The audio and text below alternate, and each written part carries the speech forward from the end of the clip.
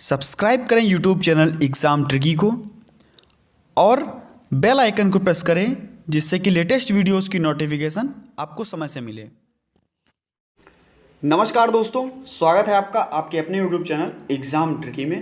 दोस्तों, इस वीडियो में चर्चा करूंगा गृह आधारित हस्तक्षेप मॉडल पर, यानी कि home based intervention model. Most important लगा लीजिएगा, काफ़ी इंपॉर्टेंट है परीक्षा की दृष्टि से और कभी भी आपसे कोई भी पूछ सकता है। तो जितने भी स्टूडेंट्स हैं DEd special education intellectual disability के, उनके लिए काफ़ी इंपॉर्टेंट माना जाता है। और भी काफ़ी सारे जो स्टूडेंट्स एचआई के हैं, वीआई के हैं, इनके सबके लिए भी यह टॉपिक इंपॉर्टेंट है। तो देख लीजिएगा, इस टॉपिक को याद नहीं करना है, काफ़ी सरल टॉपिक है ये। और जैसा कि आप सभी को पता है कि एक होता है आपका गृह आधारित हस्तक्षेप मॉडल और दूसरा होता है आपका केंद्र आधारित हस्तक्षेप मॉडल। तो इस पर हम बाद में चर्चा करेंगे, केवल और केवल इस वीडियो में चर्चा होगी गृह आधारित हस्तक्षेप मॉडल पर। तो देख लेते हैं।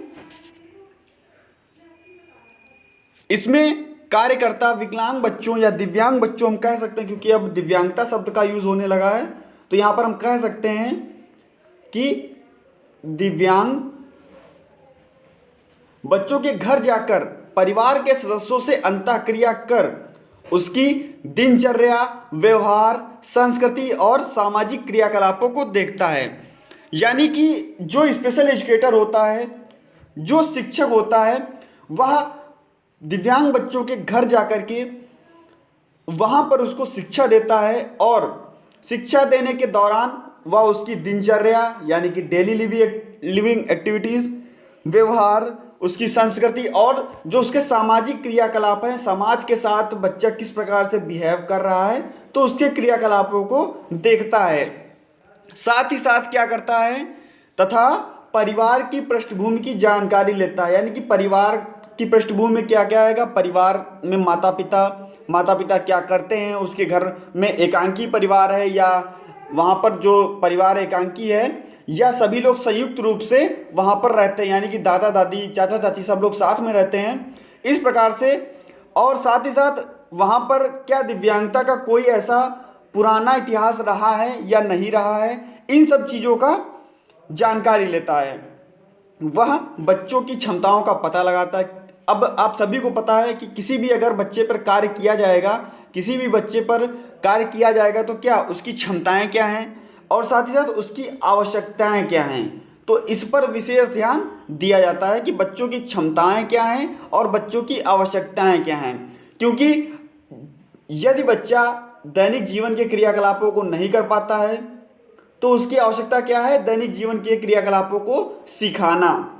और उसकी क्षमता क्या है, मतलब किस प्रकार से हम कितना अनुकूलित करके बच्चों को सिखा सकते हैं, कितना एडेप्टेशन हम चीज़ों में कर सकते हैं जिससे कि बच्चा जल्दी से जल्दी सीख सके। तो दोस्तों, इसका पता लगाता है और बच्चों की आवश्यकताओं की क्रमबद्ध सूची तैयार करता है।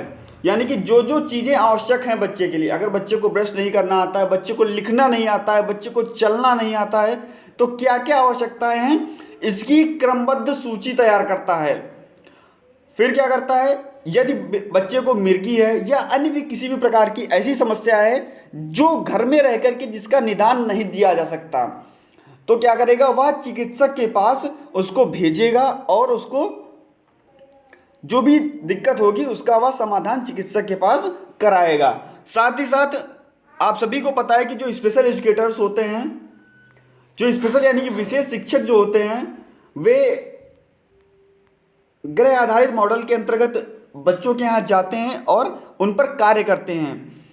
तो अब यहाँ पर क्या होता है, बच्चों के अभिभावकों के साथ आवश्यकताओं की प्राथमिकता को तय करते हुए उन्हें क्रियाकलापों को संचालित करने संबंधित जानकारी देता है। यानी कि यदि वहाँ से वह चला आता है या किसी समस्या के कारण उसे वहाँ पर जाने में देर हो जाती है, क्योंकि कोई भी अगर स्पेशल एजुकेटर पढ़ाने के लिए जाएगा तो 1 घंटे हो सकता हो 2 घंटे के लिए जाए, इससे ऊपर नहीं। लेकिन घर में सबसे ज़्यादा बच्चे के साथ उसके अभिभावक रहते हैं, उसके पेरेंट्स रहते हैं, जो बच्चों की क्रियाकलापों को देखते हैं और उन्हें संचालित करने के लिए मदद करते हैं। तो वह बच्चे के साथ साथ अध्यापकों मतलब अभिभावकों को भी बताएगा कि वह किस प्रकार से बच्चों के साथ बिहेवियर करे, किस प्रकार से बच्चों को सिखाएं, तो इससे बच्चे भी सीखेंगे और अध्यापक भी उनको कार्य कराने के लिए प्रेरित करेंगे। आगे देख लेते हैं। और घर पर ही उपलब्ध सामग्रियों को सिखाता है और इस प्रकार के प्रशिक्षण में घर के सदस्यों की भागीदारी आवश्यक होती है। तो दोस्तों, जो घर में सामग्रियां हैं लगभग उन्हीं का प्रयोग किया जाता है, जिससे कि बच्चा घर में रह करके घर के वातावरण में ही चीज़ों को सीख सके और उपयोग में ला सके उनको। तो और साथ ही साथ सदस्यों की, जो घर के सदस्य होते हैं, उनके साथ में उनकी भागीदारी भी आवश्यक होती है। दोस्तों, चैनल पर यदि नए थे तो चैनल को सब्सक्राइब कर लीजिएगा और अगर वीडियो अच्छी लगे तो वीडियो को लाइक कर दीजिएगा और मेन बात, अपने सहपाठियों के बाद इस वीडियो को शेयर जरूर कर दीजिएगा। और दोस्तों, सब्सक्राइब करने के बाद में बेल आइकन प्रेस कर लीजिएगा। यदि आप हमारे टेलीग्राम ग्रुप से जुड़ना चाहते हैं और इसकी पीडीएफ प्राप्त करना चाहते हैं तो टेलीग्राम ग्रुप का लिंक इस वीडियो के डिस्क्रिप्शन बॉक्स में ही दे दिया गया है, आप हमारे टेलीग्राम ग्रुप से भी जुड़ सकते हैं।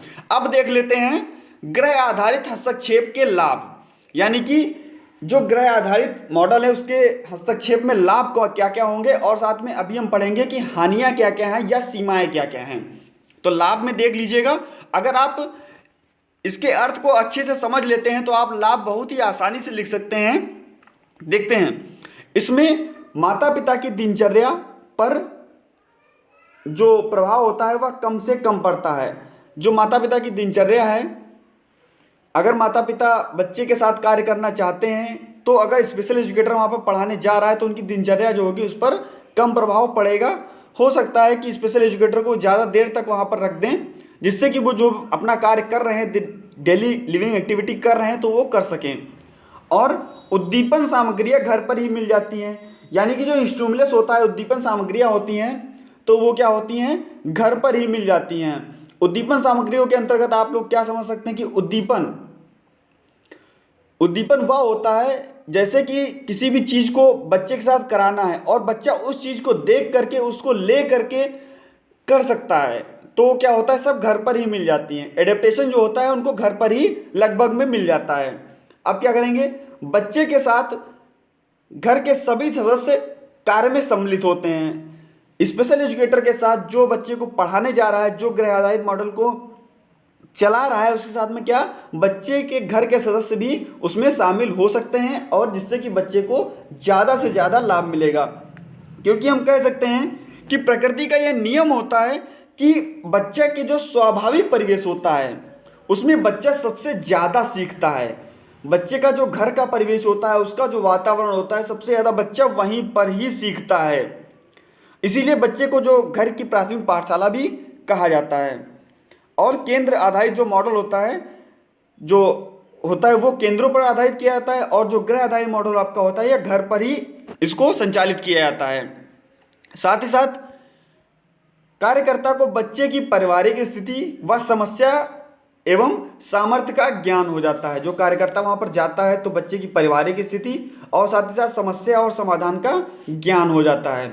नेक्स्ट, यह कम लागत वाला होता है, यानी कि यहाँ पर आपको कम लागत देखने को मिलेगी। नेक्स्ट देख लेते हैं, मगर इससे कम लागत आपको देखने को मिलेगी केंद्र आधारित मॉडल में भी। जब बच्चा केंद्र पर पढ़ने के लिए जाएगा तो वहाँ पर जो मॉडल होगा, वहाँ पर केंद्र आधारित मॉडल में कम लागत वहाँ पर भी आपको देखने को मिलेगी। नेक्स्ट देखते हैं, ग्रामीण इलाकों के लिए बहुत अच्छा होता है। जहाँ अब ग्रामीण इलाके हैं वहाँ पर क्या होगा, स्पेशल एजुकेटर्स की कमी होगी और ज़्यादा दूरी पर स्कूल होंगे, तो वहाँ पर क्या होगा, बच्चे को पढ़ाने के लिए ले जाया जा सकता है और जो स्पेशल एजुकेटर्स हैं ग्रामीण इलाकों में रह करके बच्चों को पढ़ाने के लिए उनके घर जा सकते हैं। तथा यहाँ जो परिवार की समस्याएं हैं वह केंद्र पर लाने में असुविधा होती है। यानी कि जो परिवार के सदस्य होते हैं ग्रामीण इलाकों में जब लोग रहते हैं तो क्या होता है, केंद्र वहाँ पर दूर दूर होते हैं, तो क्या होगा, परिवार को वहाँ पर लाने में समस्या होगी बच्चे को, तो क्या करते हैं, वो स्पेशल एजुकेटर को घर पर ही यानी कि कार्यकर्ता को घर पर ही बुला करके सुविधा दे देते हैं। तो नेक्स्ट देखते हैं, अब जाहिर सी बात है किसी चीज़ की अगर मेरिट्स होती हैं तो डेमेरिट तो होना तय है, यानी कि हानियां तो होंगी ही होंगी। अब देखते हैं कि हानियां क्या क्या होंगी या सीमाएं क्या क्या होंगी। तो काफ़ी दूर दूर पर मानसिक विकलांग या मानसिक दिव्यांग यहाँ पर कह सकते हैं बच्चों का घर होने पर कार्यकर्ता का समय व आवागमन में व्यतीत हो जाता है। जो भी कार्यकर्ता बच्चों के घर जाता है तो उसका जो समय सबसे ज़्यादा होता है वह आवागमन में ही व्यतीत हो जाता है, क्योंकि इन बच्चों की संख्या कम होने के कारण, उनके घर जाने के कारण ऐसा होता है। और इसमें प्रशिक्षकों की अधिक संख्या की आवश्यकता होती है। अगर एक प्रशिक्षक एक बच्चे के घर पढ़ाने के लिए जाएगा तो क्या होगा, जाहिर सी बात है प्रशिक्षकों की अधिक से अधिक संख्या की आवश्यकता होगी। आगे देखते हैं, परिवार के सदस्यों को दूसरे दिव्यांग बच्चों या परिवार के साथ मिलने का अवसर नहीं मिल पाता। अगर घर पर ही सारी चीज़ें उपलब्ध करा दी जाएंगी, जो भी दिक्कत है उसका सामना हो जाएगा, तो क्या होगा, जो दूसरे दिव्यांग परिवार हैं या दूसरे दिव्यांग बच्चे हैं उनके साथ वो घुल मिल नहीं सकेंगे, और जो वहाँ के अभिभावक होंगे वो क्या करेंगे, अक्षमता को स्वीकारेंगे, यानी कि अक्षमता को ना स्वीकार करके अभिभावकों के साथ सहयोग से वंचित रह जाएंगे।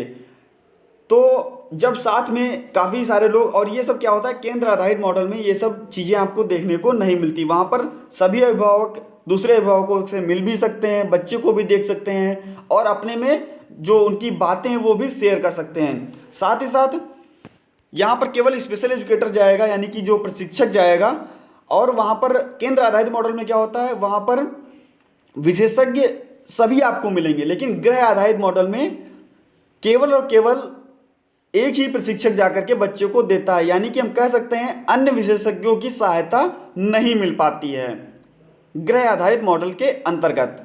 तो दोस्तों आपका यह टॉपिक लगभग समाप्त हुआ। इसके बाद में आपको गृह आधारित के बाद में आपको केंद्र आधारित मॉडल पढ़ा दिया जाएगा। तो ज़्यादा से ज़्यादा वीडियो को शेयर कर दीजिएगा, और अगर वीडियो अच्छी लगी हो तो वीडियो को लाइक कर दीजिएगा। मिलता हूँ नेक्स्ट वीडियो में और नई जानकारी के साथ। धन्यवाद।